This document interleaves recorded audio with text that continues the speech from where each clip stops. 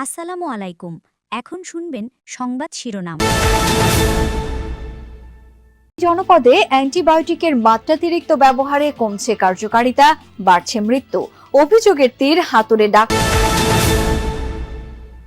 ফরিদপুরে 2 শিশুর হাতাহাতির জেরে বাসাবাড়িতে হামলা ভাঙচুর, 25 জন আহত। ফুসফুস ও হার্টে ইনফেকশন নিয়ে চিকিৎসাধীন খালেদা জিয়ার রিপোর্টের অপেক্ষায় মেডিকেল বোর্ড। আরো 2-1 দিন থাকবে। বিভাগ সংস্কারের ফলে 5 বছরে মামলা অর্ধেক কমানোর আশা। অতিরিক্ত পরিবর্তন এনে দুর্বল করা যাবে না। আসসালামু আলাইকুম। এতক্ষণ শুনছিলেন সংবাদ শিরোনাম, এখন শুনবেন বিস্তারিত। যুদ্ধটা মশা ও মানুষের। মানুষ মশা মারছে, মশাও মানুষ মারছে। তাতে যেন ধরাশায়ী মানুষই। শুধু এডিস মশার কামড়েই দেশে গত 2 দশকে মৃত্যু হয়েছে 3,500 মানুষের। মৃত্যুর খাতায় প্রতিদিন যুক্ত হচ্ছে নতুন নতুন নাম। এডিস মশার প্রাণঘাতী হয়ে ওঠার তথ্য জানাচ্ছেন সহকর্মী হাসান মিসবাহ। 2 বা 3 মিলিমিটারের এক পতঙ্গ মশা। দেশে 100-র বেশি প্রজাতি আছে। সবচেয়ে ভয়ঙ্কর এডিস। একটি এডিস একবারে ডিম পাড়ে 100 থেকে 150। কিছুটা লম্বা আকারের ডিম, মাইক্রোস্কোপ ছাড়া খালি চোখে দেখা কঠিন। প্রকৃতিতে বেঁচে থাকে 1 থেকে 2 বছর। পানির সংস্পর্শ ছাড়া এডিসের ডিম ফোটে না। উপযুক্ত পরিবেশে 2 দিনে ডিম থেকে বের হয় লার্ভা। 5 থেকে 7 দিন লাগে লার্ভা থেকে পিউপা হতে। একই সময় পর পিউপা থেকে হয় পূর্ণাঙ্গ মশা। একটি মশা বাঁচে 15 থেকে 40 দিন। নারীর তুলনায় পুরুষ মশা কম বাঁচে। পুরুষ মশা কামড়ায় না। মশার খাবার ফল ও ফুলের রস। ডিম পাড়ার আগে প্রোটিন ও আয়রন পেতে রক্ত খায় শুধু নারী মশা। মশা থেকে ছড়ায় 8টি রোগ: dengue, chikungunya, Zika, malaria, yellow fever, West Nile, filariasis ও জাপানি এনকেফালাইটিস। মশা কামড় দিলেই রোগ হয় না, বহন করতে হয় সেই রোগের জীবাণু। আক্রান্ত ব্যক্তির শরীর থেকেও জীবাণু পায় মশা। আবার জীবাণুবাহী মশার কামড় থেকেও জীবাণু যায় মানবদেহে, যা সুপ্ত থাকে 3 থেকে 5 দিন। মশা এবং মানুষের যে যুদ্ধ, সেটা আমি যদি বলি যে একটা endless journey. As a human being হিসেবে আমরা যত টেকনিক অ্যাপ্লাই করছি বা নতুন নতুন ইনোভেশনের দিকে যাচ্ছি ফর দেয়ার সাপ্রেশন, তারাও কিন্তু ক্লাইমেটের সাথে, এনভায়রনমেন্টের সাথে এবং আমাদের যে বিহেভিয়ারাল প্যাটার্নের সাথে they are also changing their pattern. আচ্ছা, পৃথিবীর সবচেয়ে প্রাণঘাতী প্রাণী কি? বাঘ, সিংহ, হায়েনা বা সাপ? কোনোটিই না। আফ্রিকা সাফারিজের করা 20টি প্রাণঘাতী প্রাণীর তালিকায় প্রথম নামটি মশা। বিশ্বজুড়ে বছরে 7 থেকে 10 লাখ মানুষ মারা যায় মশার কামড়ে। অথচ মানুষ মশার চেয়ে 400 গুণ বড় আর ওজনে 30 লাখ গুণ ভারী। তবুও মানুষ যেন অসহায় ছোট্ট এই পতঙ্গের কাছে। আর বাংলাদেশেও এই মশার কামড়ে এবছর মারা গেছে 350 জনের বেশি। 2023 সালে এক বছরেই সর্বোচ্চ 1700 জনের মৃত্যু হয়। বিজ্ঞান আর গবেষণায় মানুষ অনেক এগিয়ে গেলেও মশার কামড়ে মৃত্যু থামানো যাচ্ছে না। পৃথিবীতে আর কোনো পতঙ্গ নেই যে এত বেশি রোগ ছাড়া একসাথে।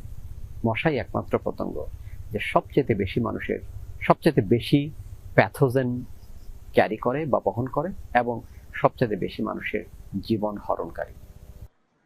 এদিকে মশা ছড়িয়েছে দেশের প্রত্যন্ত এলাকাতেও। ফলে আগামী কয়েক বছর এডিস মশার কামড় অর্থাৎ ডেঙ্গুতে মৃত্যু আরও বাড়তে পারে। সেই ডাইনোসর যুগের কথা, তখন মশাও ছিল। কালের বিবর্তনে হারিয়ে গেছে ডাইনোসর, কিন্তু এখনও টিকে আছে মশা। আর এই মশার সঙ্গেই এখন যুদ্ধ মানুষের। বৈশ্বিক তাপমাত্রা বৃদ্ধি এবং অপরিকল্পিত নগরায়ন যত বাড়বে, মশা ও মানুষের এই যুদ্ধ ততদিন চলতেই থাকবে, আর তাতে প্রাণহানি বাড়বে মানুষের। হাসান মিসবাহ, যমুনা নিউজ, ঢাকা। বড় ভূমিকম্পের পর মাটির নিচের ফাটল স্থিতিশীল হতে কিছুটা সময় নেয়, আর সে কারণেই হয় ছোট ছোট কম্পন। শনিবার হওয়া 3টি ভূকম্পনই আফটার শক। এগুলোর মাত্রা ধীরে ধীরে কমতে থাকায় ভূতত্ত্ববিদরা বলছেন পরিস্থিতি স্বাভাবিকের দিকে যাচ্ছে। এখনই বড় ভূমিকম্পের আশঙ্কা কম। তবে টেকটনিক প্লেটগুলোর ঘর্ষণের কারণে বড় মাত্রার ভূকম্পের ঝুঁকিতে রয়েছে বাংলাদেশ।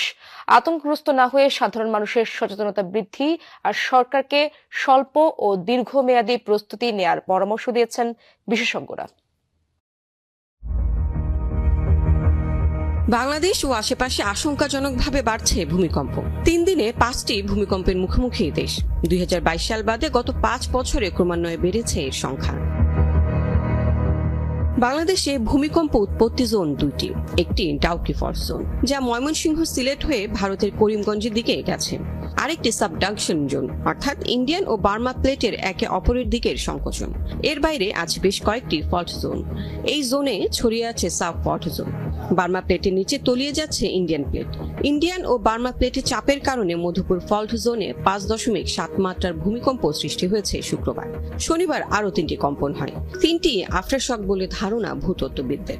আরও কিছু আফটারশকের শঙ্কা প্রকাশ করছেন তারা, সেগুলো উত্তর দক্ষিণের দিকে হতে পারে।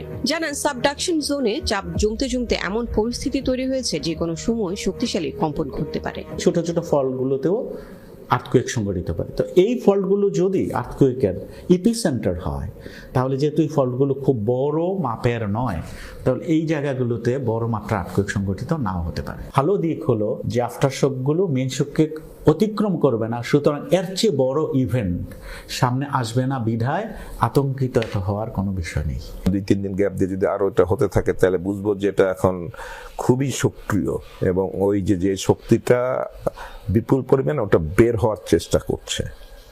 তো এটা হচ্ছে আমাদের জন্য, সেই জন্য সতর্ক থাকতে হবে।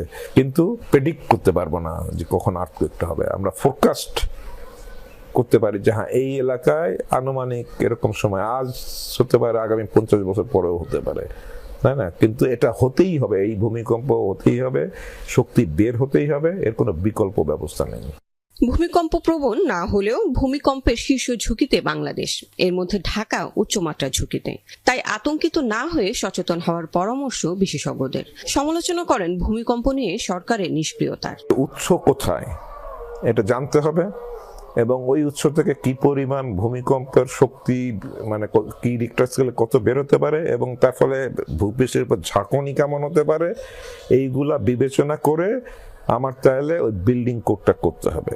আমি সোফা সেটের নিচে চলে যাব বা বিমের নিচে যে দাঁড়াবো, বা দুটো দেয়ালে কর্নারে দাঁড়াবো, ভারী জিনিস আলমারি যদি থাকে সেখান থেকে দূরে থাকবো। ভূমিকম্পে বেশি প্রাণহানি ও ক্ষয়ক্ষতি হয় ভীতির কারণে। প্রকৃতিকে নিয়ন্ত্রণ করা না গেলেও জানমালের ক্ষতি কমাতে সচেতনতার বিকল্প নেই। লাভলি বিথি, যমুনা নিউজ, ঢাকা। নিবিড় পর্যবেক্ষণে থাকা খালেদা জিয়ার শারীরিক অবস্থা অপরিবর্তিত রয়েছে। পরবর্তী সিদ্ধান্ত জানা যাবে রাত 8টায়। বিএনপি চেয়ারপারসন ও সাবেক প্রধানমন্ত্রী খালেদা জিয়ার হার্ট ও ফুসফুসে ইনফেকশন হয়েছে। হাসপাতালে চিকিৎসকদের পর্যবেক্ষণে তার চিকিৎসাও চলছে। গতকাল তার বেশ কিছু টেস্ট করানো হয়। কিছু রিপোর্ট পাওয়া গেলেও বাকিগুলোর জন্য অপেক্ষায় চিকিৎসকরা। সব রিপোর্ট পাওয়া গেলে শারীরিক অবস্থার আপডেট পাওয়া যাবে। রোববার রাত 8টায় এভারকেয়ার হাসপাতালে ভর্তি করা হয় খালেদা জিয়াকে। তিনি বিশেষজ্ঞ চিকিৎসক অধ্যাপক শাহাবুদ্দিন তালুকদারের তত্ত্বাবধানে আছেন। বিএনপি চেয়ারপারসনের জন্য মেডিকেল বোর্ড গঠন করা হয়েছে। বোর্ড সদস্যরা জানিয়েছেন, গত কয়েক মাস ধরেই নানা ধরনের শারীরিক জটিলতা দেখা যাচ্ছে